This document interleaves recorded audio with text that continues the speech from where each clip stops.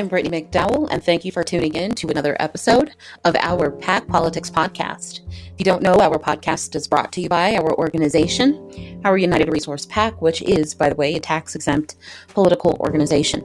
On today's show, we are focusing on recurring stimulus payments, and this is because 1 in 3 Americans has struggled, quite frankly, to meet basic living expenses in the last 3 months.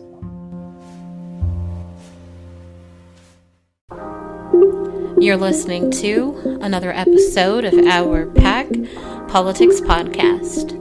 It's about that time for the next episode.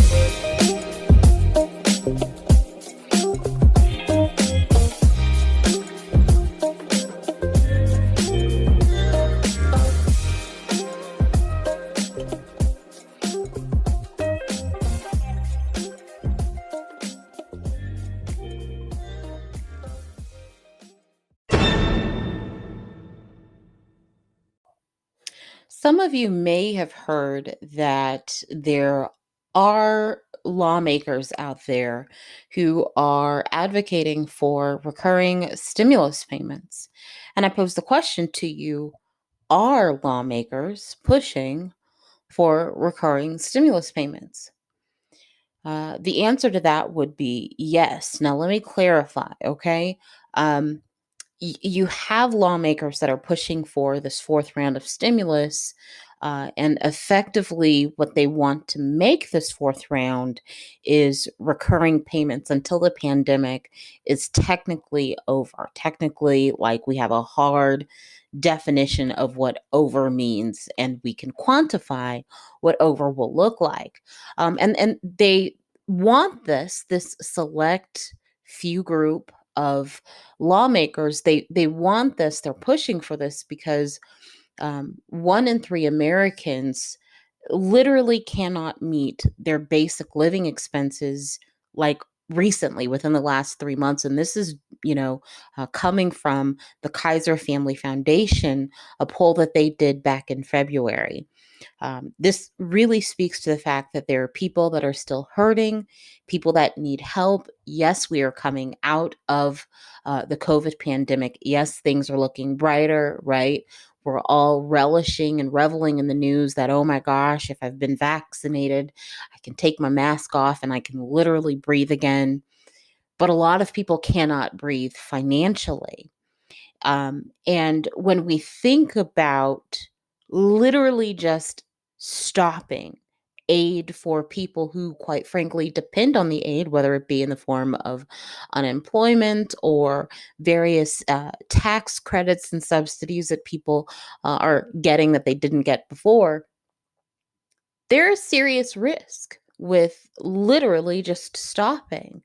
Now, I'm not saying that things need to go on indefinitely, but you'd be lying to yourself and to others to think that there are not more optimal times than others to actually stop, right? It's like when you're driving on a freeway, there is an optimal time to come to a stop, such as when you're actually exiting the freeway. That's more of an optimal time than just like slamming on the brakes in the middle of a wide open freeway that's flowing pretty well, right?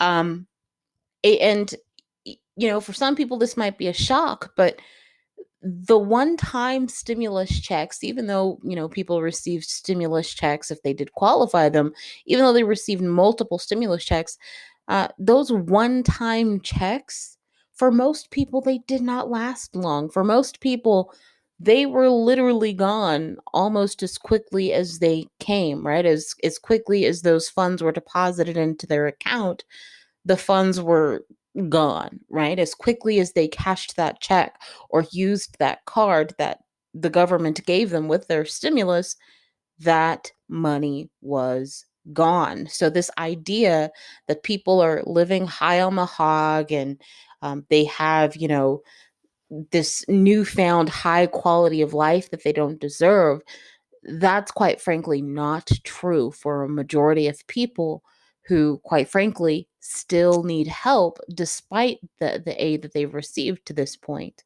Um,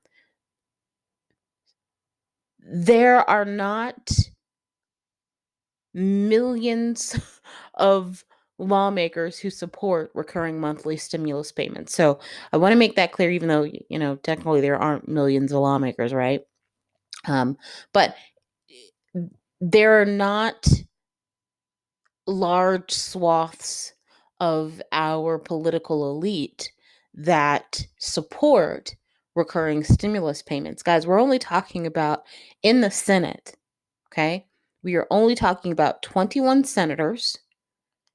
And out of those 21, you know how many of them are Democrats? All of them are Democrats. Not one Republican supports this. I mean, I would think over the last year plus, it really is obvious to you that they wouldn't sign on to anything like this, right? But we only have 21 people in the Senate who are advocating for recurring monthly stimulus payments. So, yes, while this is a thing that is actually being talked about, I want to make it very clear that if you've been sold this lie of large support, bipartisan support, even again, a significant large amount of support from even just Democrats, that's simply not the case. Okay. Yes, there is traction that is being gained, but not enough, right? We literally have only had these 21 Democrats sign a letter back in March to the president, basically saying, hey, Mr. President, we support recurring monthly stimulus payments. Outside of that, we have no mas. So the answer to the question is yes, there are lawmakers pushing for recurring stimulus payments. However, it is just a small group. So don't get your hopes up.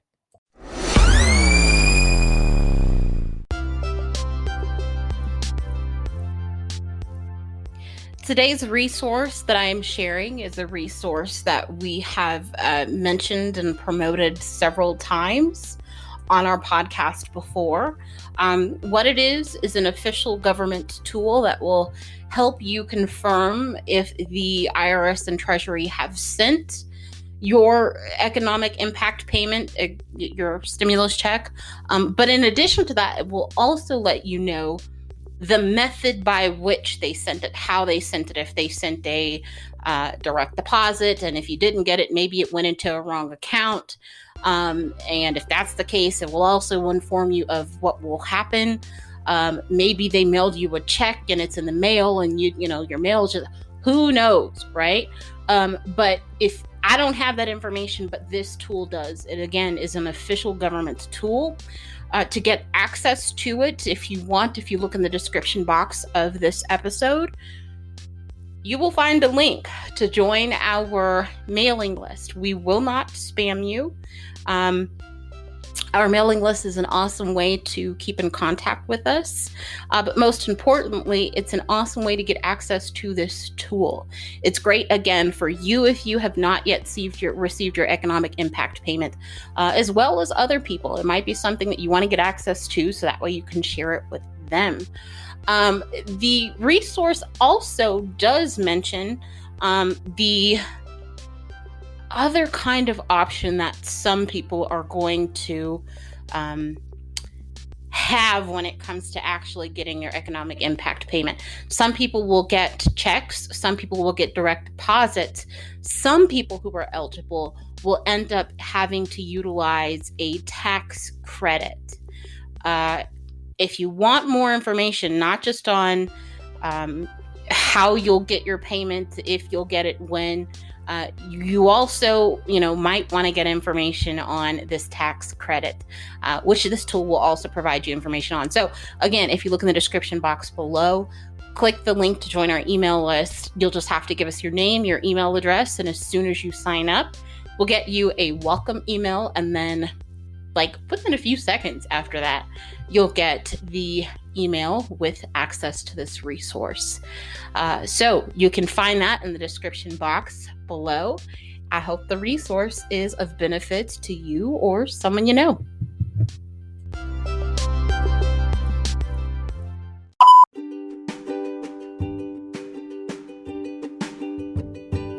All right, so that is our podcast episode for today, Wednesday, March 19th. If you were wondering where Monday's episode was, we were off, and so hello for the first time this week.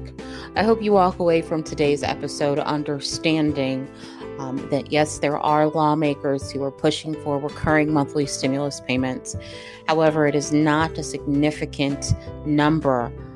Even though I guess you could say any number who would support this is significant, it's not significant enough in terms of the numbers required to actually see progress of any type happen on this issue. So take that knowledge, walk away from today's show, and I hope you have a good rest of your day. Please be safe. COVID is real. Things are improving, but they are not perfect. They'll never be, but we've seen better days and better days are ahead of us. But, you got to live to the better days, right? You've got to get there, and you can only do that if you continue to take COVID seriously, protect yourself, protect your family.